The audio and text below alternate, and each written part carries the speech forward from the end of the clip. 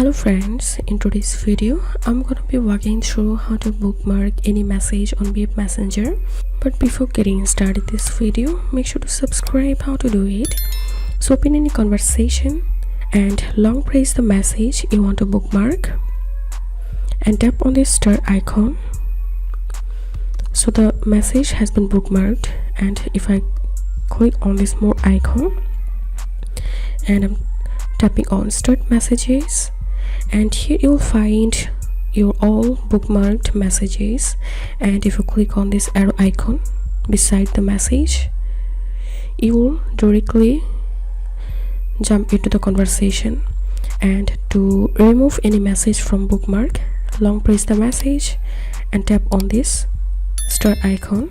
So that's how we can do it. If this video helped you, give a thumbs up and please consider subscribe to how to do it. Thank you for watching.